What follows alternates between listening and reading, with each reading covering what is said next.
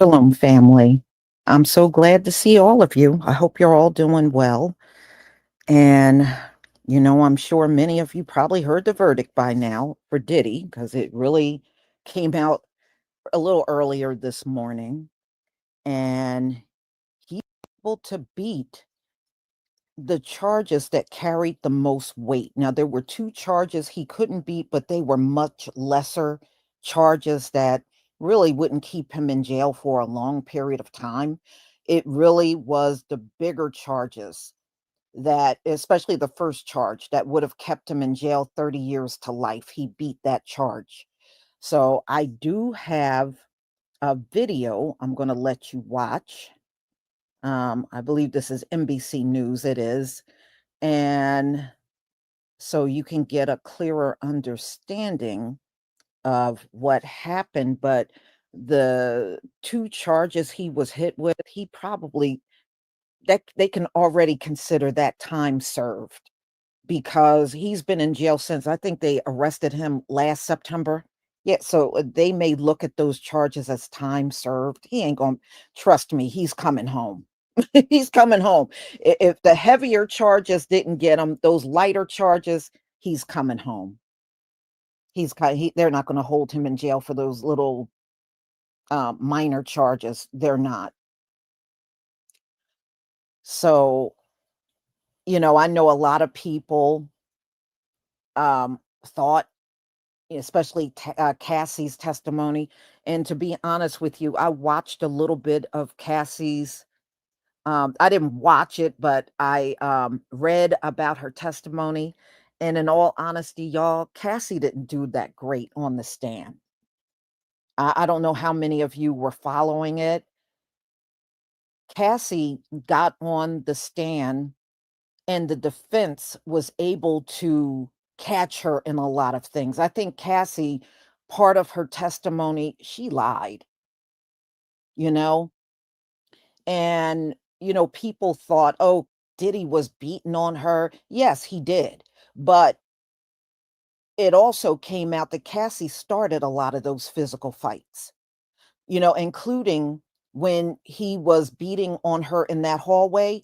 Cassie actually hit him first up in that hotel room. And then she tried to get out of there and he caught up to her in the hallway, but she actually swung the first punch. And it also came out one time, I think they were in a car and got into an argument, and Cassie started punching on him when he was driving behind the wheel. So, I think a lot of people thought she was getting treated wrong, but Cassie seemed to be an equal participant in a lot of them physical fights. She actually threw the first punch in some of those instances. And when she got up on the stand, the defense did a pretty good job in making her contradict herself. And I did read that earlier on in the testimony, they caught her in a lot of things. So it didn't just flow easy in that instance. And then there was another woman that testified, and it was really just the two of them because they had actual relationships with Diddy. And y'all, it just didn't go the way people thought it would go. I think initially, because of that video that was released on CNN, a lot of people thought, oh no, he's going down, he's going down. And and for a split minute, y'all, I thought the same thing. I did. I thought the same thing. But then when I saw Cassie's actual testimony, I changed my mind after that. I was like, well, that was not really a strong testimony that she gave. It wasn't strong at all. So we're going to listen to this NBC video that came out, and then I'll just come back with a little more commentary. All right. So let me share my screen and we'll get started.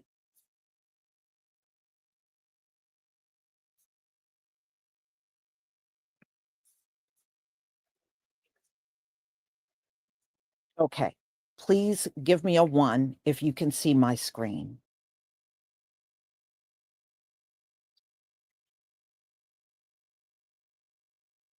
Okay. All right. Thank you.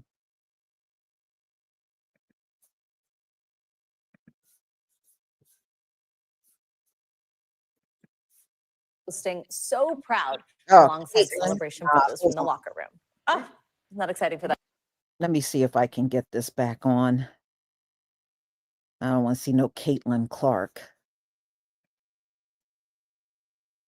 Prime Day is coming July 8th through the 11th with great deals on whatever you're getting into next. Plus the move.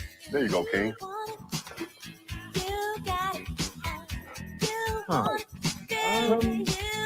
Next. I'm going to interrupt you just closely here, Misty, because we are getting the verdict coming in right now. This is coming in real time, and we have count one here. This is the racketeering charge. We have the count here of not guilty on racketeering.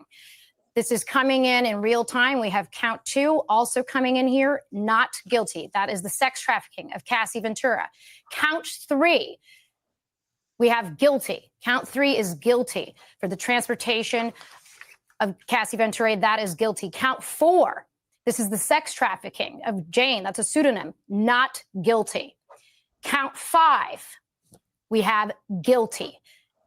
That is 5 counts. We have a mixed verdict here. Again, count one, as it relates to racketeering, not guilty. Count two. Okay. Okay, y'all. The charge that carried the most weight was that first charge of racketeering. If he would have been found guilty on that, he would have been looking at 30 years to life. But the fact that he beat the first charge, that was huge. That was huge. So the one he did get found guilty, the prostitution, that doesn't carry a lot of weight. Okay. So he literally can get out of there, and they can consider the time from September to now as time served for that particular charge, which I think they will, because that is such a lightweight charge that he can easily walk on that one. That's an easy charge.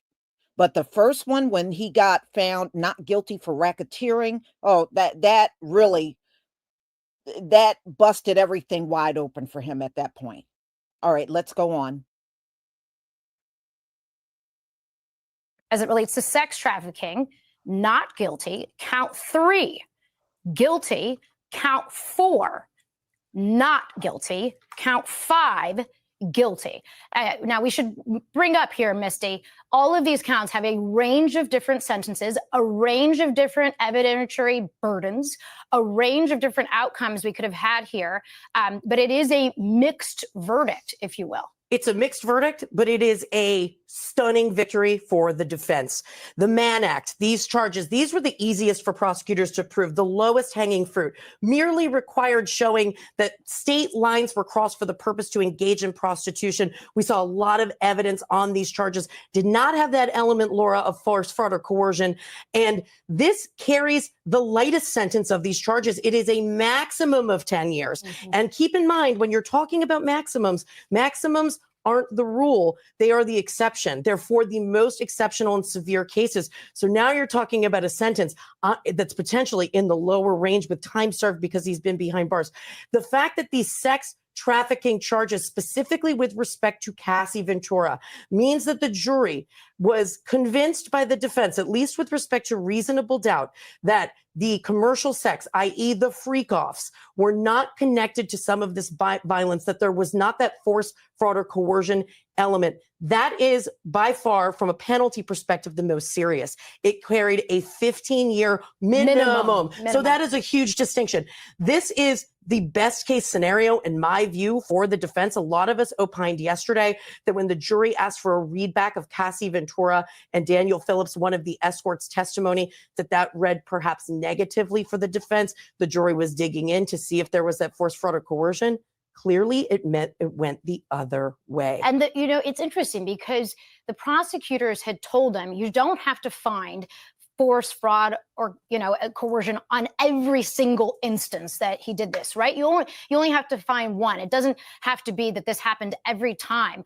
But for the racketeering, you really did need to find a pattern of behavior. You needed to find a criminal enterprise that he engaged in with other people, right? When people think of racketeering, they think of the mob. They think of running drugs. They think of running guns. Now, federal prosecutors have used a far more expansive view of racketeering, especially in recent years in SDNY, right? Because Absolutely. they want to bring in all of the worst evidence. They want to stretch back the material decades ago. And so you've talked about how it allows them to tell a full story. Well, it turns out doing that in this case did not fulfill what the prosecutors had hoped, because obviously they have now cleared him. They have acquitted him of that top charge of racketeering. They have acquitted him of the 2 other charges of using force and fraud, despite having that video, right, Misty? We talked about that video being so damning for him, where you see him on tape pulling Cassie Ventura by the hair. You see him stomping on her. The jury heard evidence that he actually paid money to a security guard to bury that video,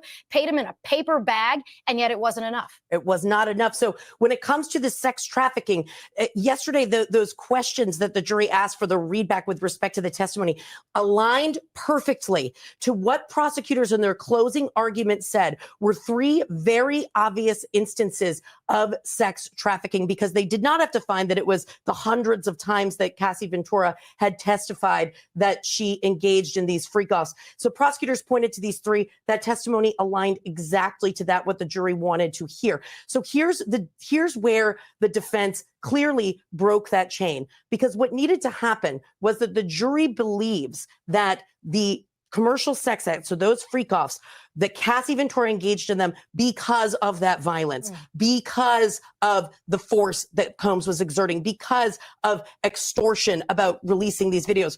But what the defense argued was there were lots of other reasons. There was jealousy in the relationship. Yes, there was violence, but it related to these personal romantic relationships that he had with both Cassie and Jane. As opposed to being part of this masterminding of an enterprise. And you know what's interesting, Laura? So now we know, we opined about why the jury was not on the same page when it came to RICO. We said, was it because they couldn't agree on a predicate crime, or was it because they just couldn't get there with respect to the idea of this criminal enterprise, which has been very amorphous during the course of this case from prosecutors, hasn't really defined what it is or its purpose. And the answer is, it's that. It's either they didn't believe there was a conspiracy or the enterprise existed. And I say that because the Mann Act, these 2 charges are predicates for RICO. Yeah. So if they believed that there had been a criminal enterprise, that would have been enough. This would have satisfied the predicate crimes. So that means they didn't satisfy that.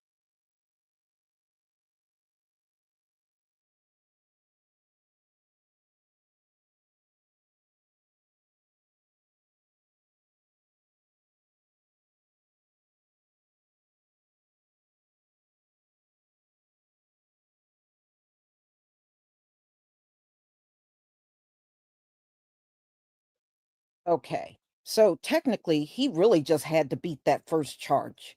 The rest of the charges, unfortunately, prostitution, those charges really don't carry a lot of weight. So he got found guilty on the 3rd and 5th charge, and those were prostitution charges. And when it comes down to that, you just don't get a lot of years for prostitution. Yeah, you get in there for a short period of time in comparison to other crimes, and you can get out of there. But that racketeering charge, that first charge, that was a huge one for him to beat, because that one would have put him in jail for a very long time. So yeah, he's not going to be held up in jail, y'all. He's not. That first charge was big. And like I said, it came out in court. Cassie was instigating a lot of them fights they had. May not have been all of them, but some of them she did. And when I was reading that, I knew instantly I just couldn't see him spending a lot of time. I think if it was proven that he did, that would be another story.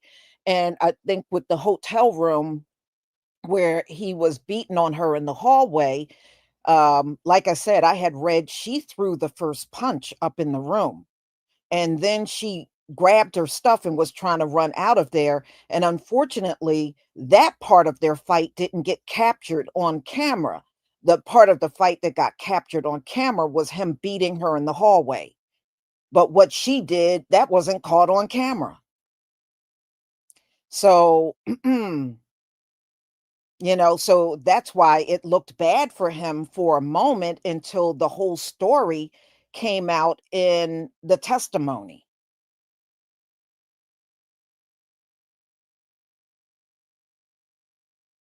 Oh, but it just goes to show you in many instances, this is why you got to try to have an open mind about these things. Sometimes, yeah, it looks very incriminating. It really does, but without seeing all the evidence, it just goes to show you when it goes to actual trial, everything can turn in a whole different direction. It was a lot of people walking around believing Diddy was guilty. He was going down. He wasn't going to get out of this. A lot of people believe that. A lot of people did.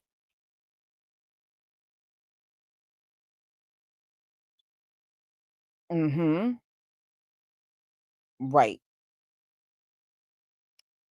No, that I know a lot of people were talking about stealing money and jewelry. No. He was coming down that hallway because she had clocked him up in the room. That was the only reason why he came out on her. It was not over no jewelry. It was not over no money. It was not. She swung on him, and from what I understand, she hit him directly in the face up in that room.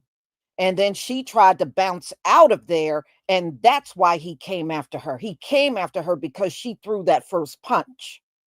It was not over any other reason. She threw the first punch and he was coming after her. End of story.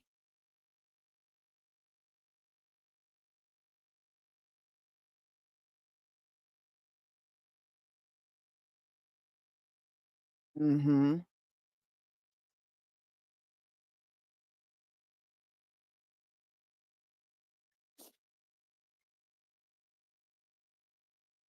Mhm.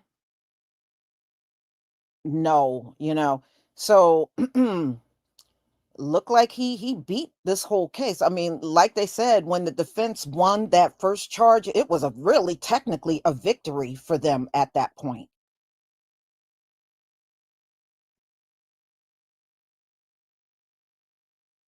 Mhm. Well, I don't know if he's going to do anything about the 20 million that he gave her, you know? I don't know.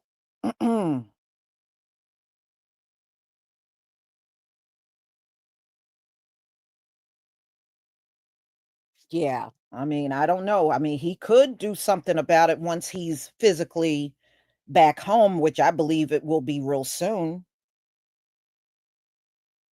And he could, try to turn around and sue, but I don't know if he will or not. He may not want nothing to do with that. After beating a case like this, he probably don't want to go back up in another courtroom. And I can't say that I would blame him for that.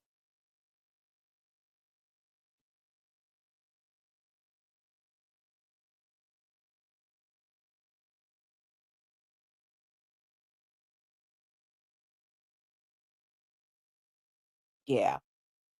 So, y'all, I'm going to go ahead and conclude. I had to push my other live back, and there's actually a lot more that is coming out with Donald Trump doing stuff on immigration. So, probably in the coming days, I'm going to be doing quite a few different videos on that. Um, there's a lot of things going on in the country right now. We've been focusing heavily on farming, but it's a lot of industries that are being impacted by, these things that are going on surrounding immigration. And we're going to get to all of that stuff this week. So y'all, please have a wonderful day. I will see you at 1:45 for that's when my next live stream will be. So I hope to see all of you then. Shalom, family.